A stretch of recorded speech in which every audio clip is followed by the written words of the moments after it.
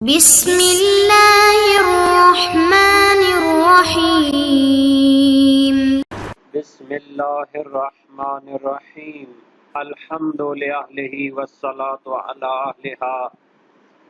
عزیز طلبہ، السلام علیکم ورحمۃ اللہ وبرکاتہ۔ شرح الامہ اول درس نمبر 128 میں کفن کے مستحبات کے بارے میں گفتگو ہوگی۔ اس میں خاص کر یمنی چادر کا استحباب اور یمنی چادر سے متعلقہ مسائل کو ذکر کیا جائے گا۔ سب سے پہلے عبارت کو ہم دیکھیں گے۔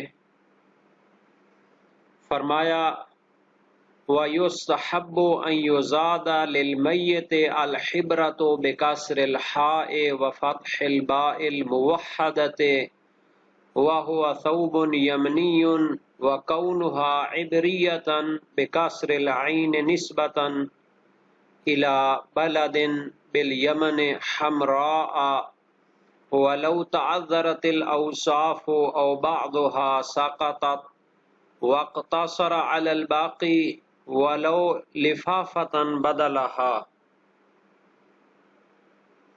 فرماتے ہیں یستحب مستحب ہے ان یزاد للمیت کہ میت کے لیے اضافہ کیا جائے، اس کے کفن میں اضافہ کیا جائے، الحبرہ تو حبرہ کا، حبرہ یعنی برد یمانی، اس کو حبرہ پڑھیں گے بکسر الحاء، ہا کے اوپر کسرہ ہوگا، وفتح الباء اور با کے اوپر فتحہ ہوگا، الموحدۃ با کا ایک ہی نقطہ ہوگا، اس کو زیادہ نقطوں کے ساتھ نہیں پڑھنا۔ تو 3 واجب کپڑوں کے اوپر برد یمانی کو پہنایا جائے۔ الحبرۃ یعنی برد یمانی، یمنی چادر کو کہتے ہیں۔ وَهُوَ ثَوْبٌ يَمَنِيٌّ یہ یمنی کپڑا ہے، حبرہ یمنی کپڑا ہوتا ہے۔ وَكَوْنُهَا عِبْرِيَّةً اس کا ہونا عبری یہ بھی مستحب ہے، یعنی بکسر العین اس کو پڑھنا ہے، عبری نہیں پڑھنا، عبری پڑھنا ہے۔ نسبتاً الی بلد، نسبتن بھی پڑھ سکتے ہیں، الی بلد بالیمن یمن میں ایک شہر کی طرف یہ نسبت ہے۔ حمراء اور یہ سرخ رنگ کی ہونی چاہیے، یعنی یمنی چادر یمن کے ایک خاص شہر عبری اور اس کا رنگ بھی سرخ ہونا چاہیے۔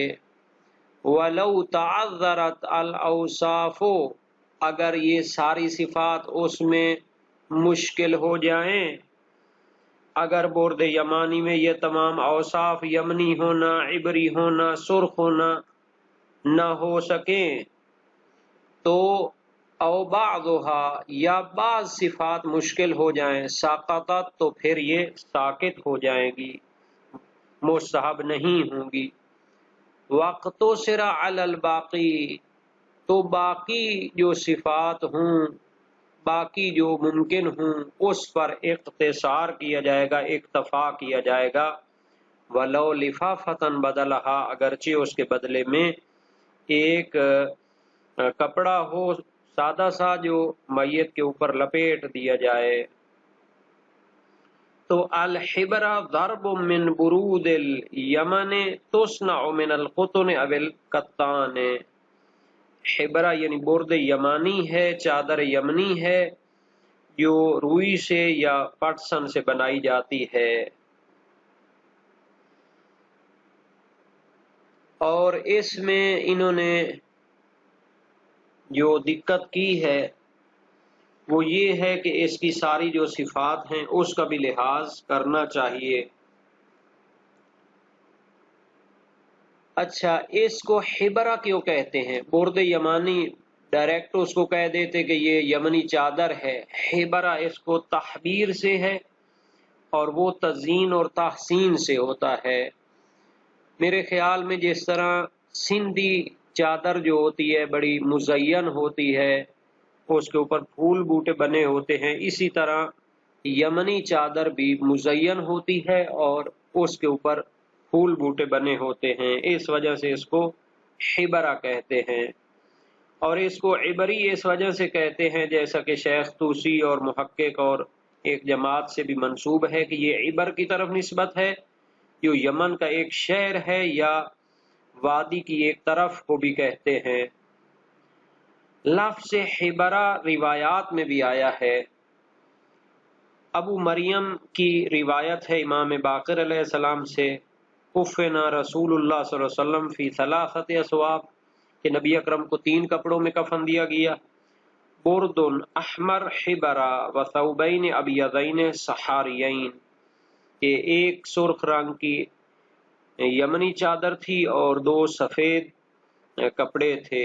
اور سماع کی مزمرہ میں ہے انما کفن رسول اللہ صلی اللہ علیہ وسلم فی ثلاثۃ اثواب، نبی اکرم کو 3 کپڑوں میں کفن دیا گیا، ثوبین سحاریین و ثوب حبرہ۔ مدارک الاحکام میں سید موسوی فرماتے ہیں انت خبیر بان هذه الروایات انما تدل على استحباب کون الحبرہ احدى الاثواب ثلاثہ لا على استحباب جعلها زیادۃ على الثلاثہ کما ذکرها المتأخرون۔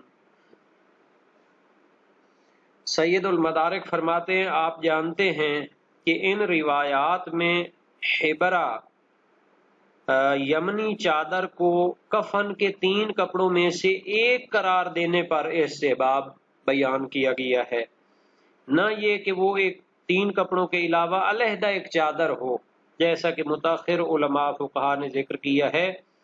وَبِمَا ذَكَرْنَاهُ صَرَّحَ ابن ابی عقیل فی کتابہ المستمسک علی ما نقل عنہ۔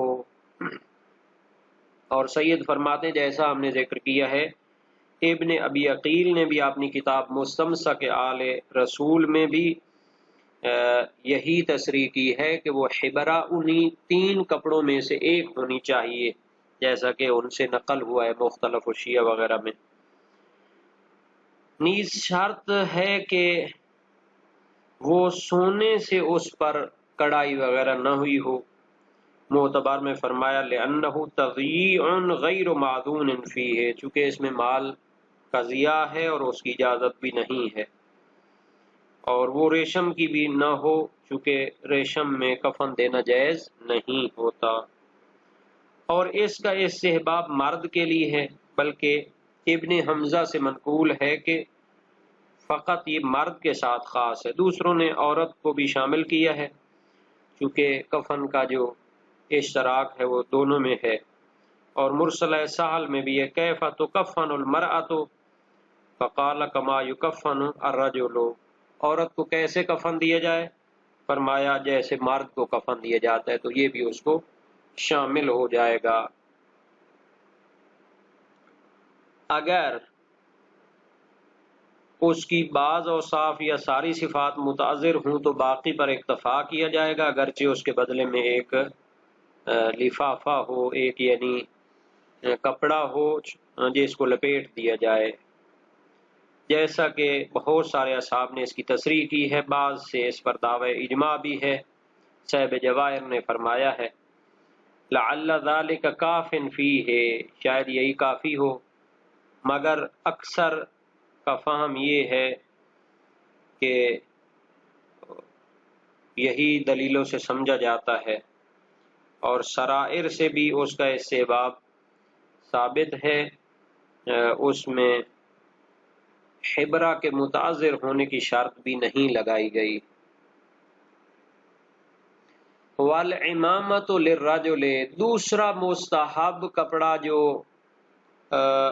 کفن میں مستحبات ہیں وہ عمامہ ہے مرد کے لیے۔ وقدرها ما يؤدي هيئتها المطلوبة شرعا، اور اس کی مقدار اتنی ہو کہ جو اس کی شرعی مطلوبہ شکل و صورت کو پورا کر دے۔ عمامہ کی مقدار اتنی ہونی چاہیے کہ جس سے وہ کیفیت اور ہیئت یعنی شکل و صورت اس کی بن جائے جو شرعاً مطلوب ہوتی ہے۔ بِأَن تَشْتَمِلَ عَلَى حَنَكٍ وَذُعَابَتَيْنِ مِنَ الْجَانِبَيْنِ، یعنی عمامہ کو مشتمل ہونا چاہیے ایک تحت الحنک پر اور دونوں طرفوں سے اس کے دو حصے جو لٹک رہے ہوں، لڑیاں جس کو کہہ سکتے ہیں، جن کو دونوں طرف سے نکال کر میت کے سینہ پر ڈالا جائے، تلقیان علی صدرہ، جو اس کے سینہ پر ڈالی جائیں، علی خلاف الجانب الذی خرجت منہ، اس طرف کے برخلاف کے جس سے وہ خارج ہوتی ہیں، یعنی دائیں والی طرف کی جو لڑی ہوگی اس کو بائیں طرف، اور جو بائیں طرف کی لڑی ہوگی اس کو دائیں طرف ڈالا جائے۔ ھذا بحسب طول، یہ تو اس کے طول اور لمبائی کے اعتبار سے ہے۔ وَأَمَّا الْعَرْضُ فَيُعْتَبَرُ فِيهِ اطلاق اسمها، اور امامہ کو چوڑائی میں اتنا ہونا چاہیے کہ اس پر امامے کا نام صدق کرے، عرض یعنی چوڑائی، فَيُعْتَبَرُ فِيهِ اس میں معتبر ہے، شرط ہے اطلاق اسمها کہ اس کا نام اس کے اوپر صادق آتا ہو۔ امامہ کا طول شرعی طور پر معین نہیں ہے، لیکن اتنا طول ہونا چاہیے تاکہ اس کی شکل و صورت جو شرعاً مطلوب ہے حاصل ہو جائے، اور اس کی شکل و صورت جو شرعی ہے وہ یہ ہے کہ امامہ مشتمل ہو تحت الحنک پر اور دو لڑیوں پر، جنہیں میت کے سینہ پر اس طرح ڈالا جائے کہ دائیں طرف والی لڑی بائیں طرف اور بائیں طرف والی لڑی دائیں طرف آ جائے، اور امامہ کا نام اس پر صادق آئے، اس طرح اس کو بنایا جائے چوڑائی میں۔ اب اس کی شرعی دلیل کو بھی دیکھ لیتے ہیں کہ یہ فقط مرد کے لیے ہوتا ہے۔ اس پر تمام کا اتفاق ہے، جیسا کہ معتبر میں محقق حلی نے فرمایا ہے، اور روایات بھی ہیں۔ صحیح عبداللہ بن سنان کوفی امام صادق علیہ السلام سے ہے، اس میں کفن کے بارے میں سارا بیان کیا ہے، اور آخر میں فرماتے ہیں وَعَمَامَةٌ يُعْصَبُ بِهَا رَأْسُهُ، ایک امامہ ہو جس کے ساتھ اس کے سر کو باندھ دیا جائے یا اس کو پہنا دیا جائے، وَيُرَدُّ فَضْلُهَا عَلَى رِجْلَيْهِ، اور جو بچ جائے وہ اس کے باقی جسم پر ڈالا جائے۔ منتقل جمان، اور منتقل جمان میں فرمایا ہے صحیح یہ ہے یورد فضلها علی وجہہ، چونکہ جو بچ جائے گا تو وہ ٹانگوں تک تو نہیں پہنچ سکتا، جو روایت میں آ رہا تھا وہ وجہ ہی لفظ ہوگا۔ اور معاویہ بن وہب کوفی کی روایت ہے امام صادق علیہ السلام سے وَإِمَامَةٌ يُعْتَمُّ بِهَا وَيُلْقَى فَضْلُهَا عَلَى وَجْهِهِ، یہ بھی قرینہ ہے کہ وجہ ہی مراد ہے پہلی روایت میں بھی۔ اور امامہ مستحب ہے، صحیح ہے، زرارہ میں ہے۔ قلت لأبی جعفر الامامۃ للمیت من الکفن ہی، قال لا انما الکفن والمفروض ثلاثۃ اثواب، کہ امامہ کفن میں سے نہیں ہے، وہ تو 3 کپڑے ہوتے ہیں فرض، والامامۃ سنۃ، وقال امر النبی صلی اللہ علیہ وآلہ وسلم بالامامۃ وعمم النبی صلی اللہ علیہ وآلہ وسلم، نبی اکرم نے بھی اس کا حکم فرمایا تھا، اور نبی اکرم کو بھی امامہ پہنایا گیا تھا۔ اب اس کی مقدار کے حوالے سے جو اس سے باب وارد ہے صحیح زرارہ میں بھی موجود ہے، اور اس کا طول و عرض میں نام صادقانہ کافی ہے، مگر روایات ہیں جو خاص کیفیت پر بھی دلالت کرتی ہیں کہ میت کو اس طرح تحت الحنک کے ساتھ اس کو امامہ پہنایا جائے۔ مرسلہ ابن ابی عمیر میں امام صادق علیہ السلام سے ہے فی الامامۃ للمیت قال حنک ہو، کہ اس کی تحت الحنک بھی ڈالی جائے۔ خبر عثمان نوا امام صادق علیہ السلام سے اذا عممتہ فلا تعممہ عمۃ الاعرابی، جب اس کو امامہ پہناؤ تو عربی دیہاتیوں کی طرح امامہ نہ ہو۔ قلت کیف اصنع، تو پھر کیسے کریں؟ فرمایا خذ الامامہ من وسطها وانشرها على راسه ثم ردها على خلفه واطرح طرفيها على صدره، کہ اس کے سر پر باندھ کر پھر بقیہ اس کے سینے پہ ڈالا جائے۔ اور امامہ اعرابی سے مراد کیا ہے بغیر تحت الحنک کے جو امامہ ہوتا ہے، جیسا کہ حدائق ناظرہ میں بیان کیا ہے، تو اس کے ایک طرف کو تحت الحنک بنانا چاہیے، اور اس کی جو لڑیاں ہیں وہ سینے پہ ڈالنی چاہیے، جیسے خبر نوا میں بھی ہے۔ بلکہ مستحب ہے کہ دائیں طرف والی جو زائد لڑی ہو امامہ کی، اس کو اس کے سینے پہ ڈالا جائے بائیں طرف کے، اور بائیں طرف کی لڑی کو اس کے دائیں طرف۔ یونس کی آئمہ سے جو روایت ہے ثم یعمم یوخذ وسط العمامہ فیثنی علی راسہ بالتدویر، کہ وسط امامہ کو لیا جائے اور اس کے سر پر جو ہے نا جی گول اس کو باندھا جائے۔ ثم یلقى فضل الشق الایمن علی الایسر والایسر علی الایمن ثم یمد علی صدرہ۔ اور جواہر الکلام فی شرح شرائع الاسلام میں شیخ محمد حسن نجفی فرماتے ہیں لا نعرف فی ذالک خلافا، ہمیں اس میں کوئی اختلاف نہیں ملا۔ تو یہ دو مستحبات تھے جو کفن کے بارے میں بیان ہوئے ہیں، اس کی عبارت بھی بیان ہو گئی، روایات اور علماء کے بیانات بھی مکمل ہو گئے۔